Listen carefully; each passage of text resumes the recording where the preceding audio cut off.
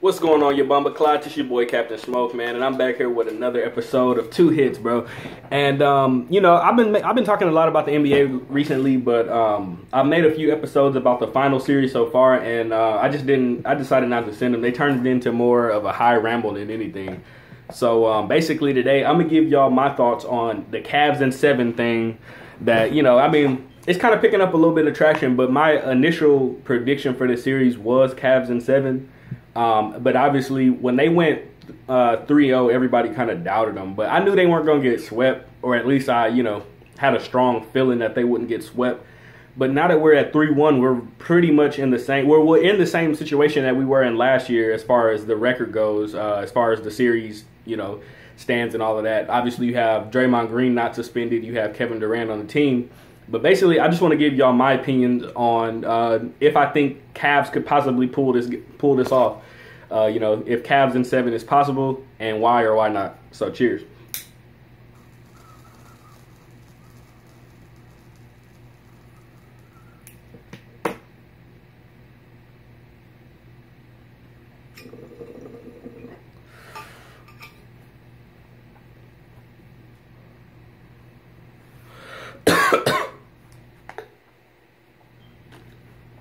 All right, so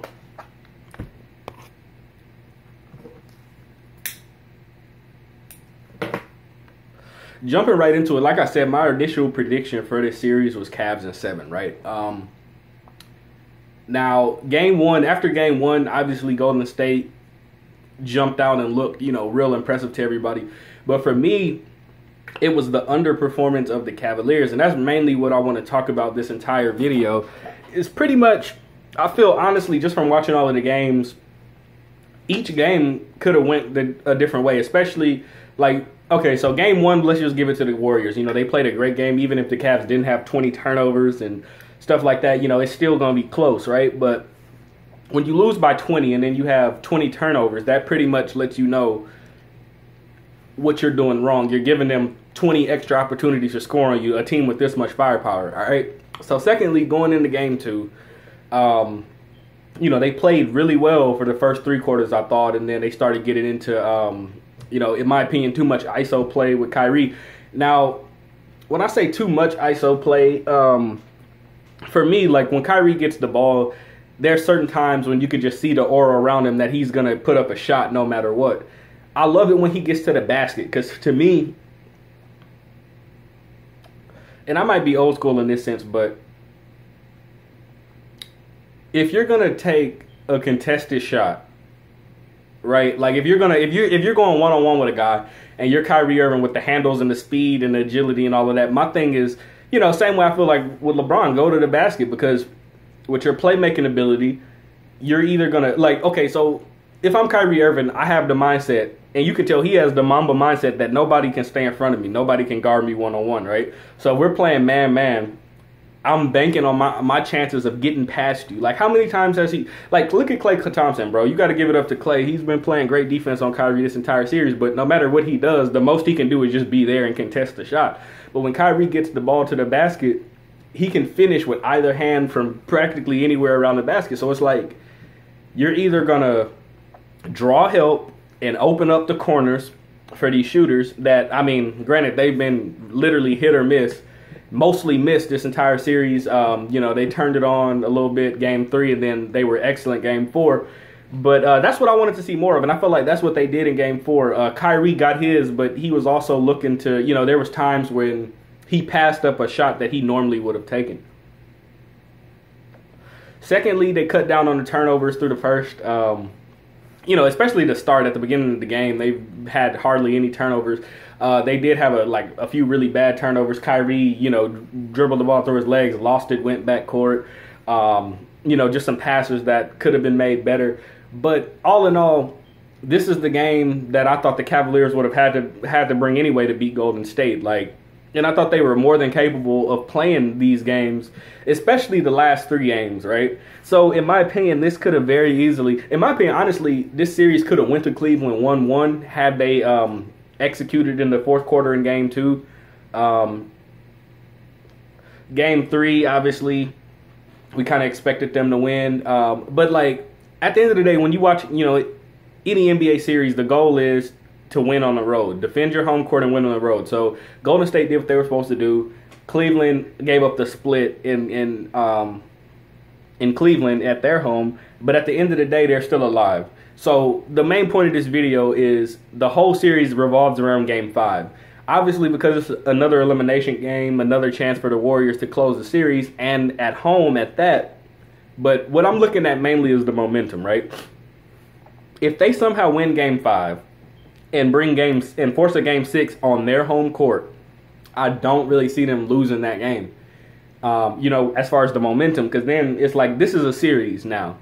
They were 3-1 last year. They went, and won it, right? But with this series, the way it is, being down 3-0, winning one game just to stay alive is one thing. But now Game 5 is the game that's really going to determine if this is a series or not. Because if they win Game 5, now you're on your home court for Game 6 to force a Game 7. And at that point, I mean, obviously you got to take it one game at a time. So Game 5 is the only focus right now. But if they force Game 6 on their home court, right, come out with a game like they did yesterday. Now we're in a similar situation to last year. Obviously, like I said, you're going to have KD and, Draymond on the floor as well. If as long as there's no injuries or suspensions. But I don't know. Game 5 is going to be pivotal. I look for the Warriors to come out and put it all on the line. Because for me, in my opinion, even though they're up 3-1 in the series, Game 5 on their home court is do or die, if you ask me. Because if you lose Game 5, I see you going to Cleveland and losing Game 6, and then it's a Game 7. And when you look at LeBron in Game 7s, or just any finals game, really, he plays at a different level than everybody else because he's been there so many times. He has so much experience. He's calm. He controls the pace. Whereas other players, like, for example, JR in Game 3, I feel like JR shot them out of the game. He was shooting the ball pretty good, but then you have that, you have plays like that stupid-ass turnaround jumper he tried from the corner, just pulling up shots for no reason, like giving possessions away that they could have made. Like, it's one thing to miss because that's going to happen in basketball, but my thing is get good looks. Get great looks if you can. And when you have two people on the floor like LeBron and Kyrie that can get to the basket anytime they want to, I feel like that should be the main focal point of your offense. Three-pointers are good, but they need to be good looks with good shooters in order to go down. And I'm not saying JR is not a good shooter, but, as a whole in the series, he hasn't played well. So when you look at Game 3, he's starting to come out and do some things. I feel like, because really I can't remember exactly the score line for the end of Game 3, but I know KD walked right into a 3 after that. You know what I'm saying? So you're giving up these possessions because they had the lead. They had a lead. And, you constantly, you put a couple bad shots up and the Warriors get good look, great shots. And that's another thing I want to say about the Warriors real quick is they're a great team at making bad shots. Like Steph Curry has built a MVP season or two on taking and making terrible shots. So if you can play solid defense, and they're more likely, if you will, because they're great at making bad shots, so they're more likely to take bad shots. And I think a lot of what we saw in Game 4 was, like, for example, Steph. He wasn't able to get going early, so you see him start forcing contested threes that he can make, no doubt. But if I'm Cleveland, I would live with a highly contested, difficult shot from Steph than, giving up open, like we saw in Game 1 when they closing out on Steph and giving KD the open lane. So that's another thing. I think their game plan's better. I feel like they could have brought this game a lot earlier in the series and made it easier on themselves. But, at the end of the day, like I said, guys, the pivotal game here is Game 5. If the Cavs can win Game 5, like I said, I mean, my pick from the beginning was Cavs in 7, just because. But I think Game 5 is going to be pivotal. If the Warriors can't close them out in Game 5, I honestly see them going back and winning Game 6. In Cleveland, I see Cleveland going home and winning Game 6 and forcing a Game 7 back on Golden State's home turf. But at that point, you're giving LeBron a 50-50 chance at a ring. And come on, bro, that's not the odds you want to be in, especially jumping out to a 3-0 lead. So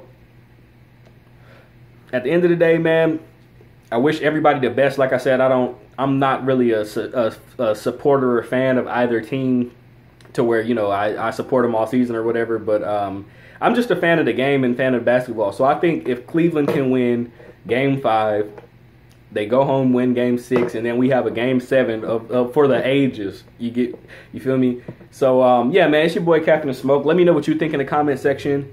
And yeah, until next time, smoke out.